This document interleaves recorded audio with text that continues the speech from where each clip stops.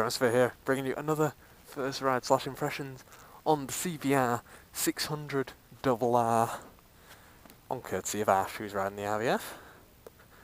So, yeah, let's get back into it, and we'll see what happens.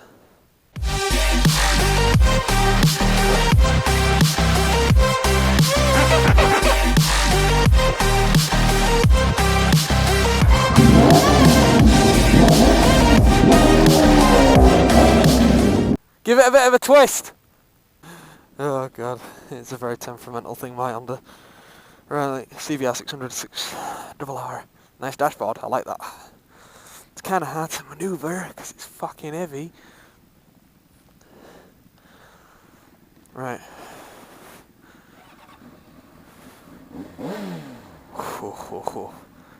And we're off. Beautiful bit of up-front power there. So, CBR 600RR 2003. What a bike! Absolutely quality machine.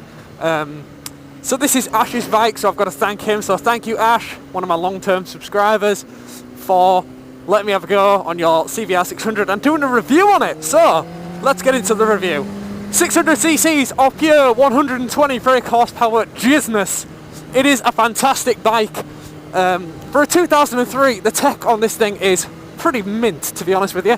So for a 600cc Super Sport, you get a fuel gauge, you get your miles per hour in digital, you get a heat gauge, you have 17,000 RPMs, you even have the time and your mileage.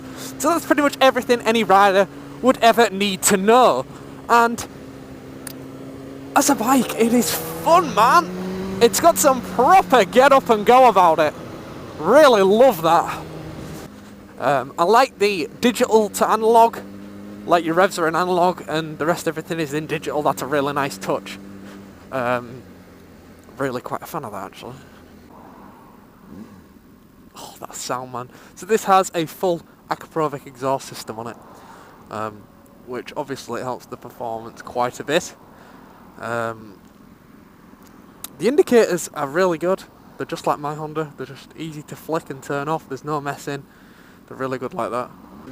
The brakes are ridiculously good on this thing, and I might get a chance to show you how good they are now. One finger and you slow down. They're just like Brembo brakes.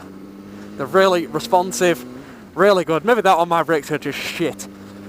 But either way, they're really responsive, really good brakes. One thing to note, the seat is quite high up.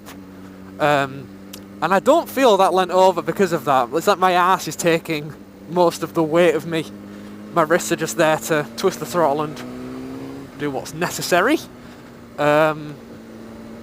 Which is really nice, actually. It's not like my Honda, for example, my RVF, where because the seat's lower, it's like your wrists are taking a pagger in. The mirrors are okay. They're a bit low. I think they need mirror risers on them or something. They're a bit low, if I'm honest. They're good for seeing what's behind you, but if you needed to look at you to check anything, like if I wanted to lean over here, it only goes to my chest, which is a bit of a nightmare. So the mirrors are okay. The field of view on them's not the greatest in the world. What else is there? The exhaust is an undertail exhaust on this model of CBR, which means that you do get a bit of vibration coming up through the seat, but it's nothing uncomfortable, and it's nothing that you need to worry about. It's just a little tingle when the RPMs get really high, like 10,000. You feel a little bit of vibration coming through. It's nothing that'll throw you off or anything like that. It's hardly noticeable. It's just something I thought I should mention. What else is there? You've got a lot of tail behind you on this bike. Like, there's a lot of bike behind you. It's quite a long thing. It's nice. Still a bit apprehensive about leaning this thing, if I'm honest with you. Speaking of leaning, it's very light when you're going. On the standstill, though, it's 600 kind of weight, you know what I mean? You know how heavy a 600 is. It's just a bit heavier than an SV650, if anyone wants a reference for that.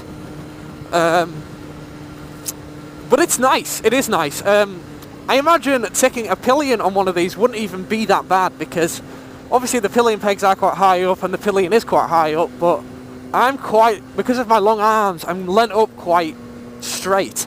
So if a pillion was to hug onto the back of me, you know, I reckon I'd be alright. You know you're on a real motorbike when you're on this thing. It's awesome. 17,000 RPMs means it will scream on the track. 155-ish mile an hour top speed, I believe. And it's an inline 4, which is always nice. I do prefer the sound of a V4 because it's like the best of both worlds. It's between an inline 4 and a twin, but at the same time, you don't get that scream when you really give this thing so much. It does. I think it's amazing how much tech this bike gives you being the bike that it is. I mean, if you were to go for a super sport, traditionally anyway, I would say that the CBR and the Gixxer are the best super sport street bikes. But I never in a million years imagined the seat to be this comfortable. Like, the seat looks awful and it's really nice. It's got padding, the position itself is just nice on the rider. It's not too demanding. You could do some good miles on this and still be comfortable, I reckon. Obviously, if you're coming from a naked onto this, you're gonna be welcomed quite harshly to the super sport world. But compared to my 400, like, you know, you could smash mileage on this thing easy.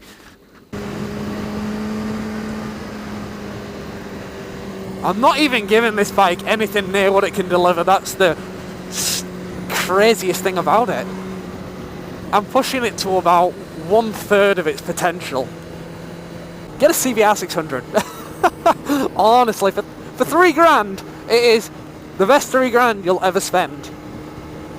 If these were more like 5.5, which some of them are, I don't know. I'd say there's a better bang for your buck with some of the more modern bikes nowadays.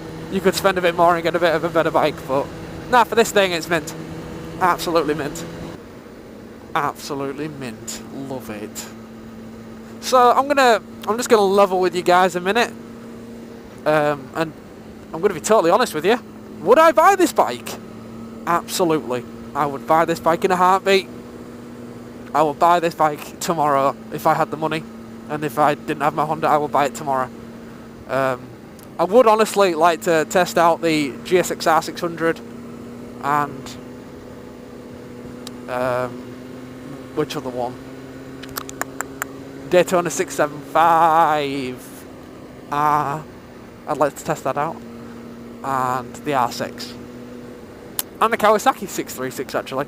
So I'd like to give all the 600s a bit of a go, see which is the best. But you know, that being said, I imagine the Gixxer is a bit comfier because the seat's got so much more padding in it.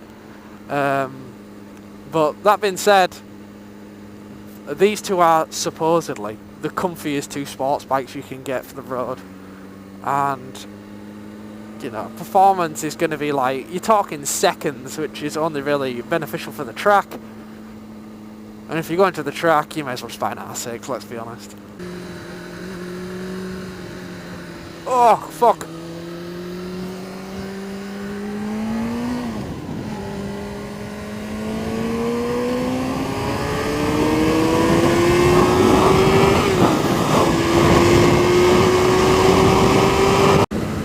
Oh my god, man! So much power!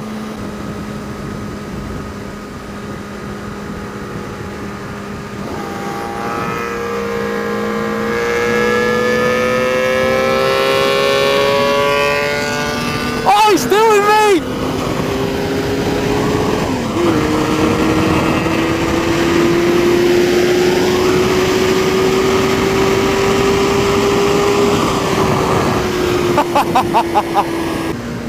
It makes me want to not change back, to be honest with you.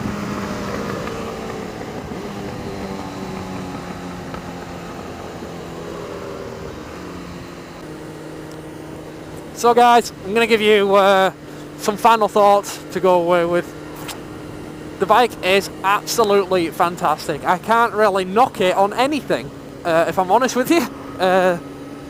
Honestly, I can't. There's not one negative thing I can think about on this bike, which is crazy because I'm not a fan of all this super electronic ignition and ABS so much. I just like to ride the bike as me, and this bike gives you the whole package of that. So if you want a CBR 600 and you've tested all the others and you're not sure and you're watching this video, my recommendation, get a CBR 600. I think I might be.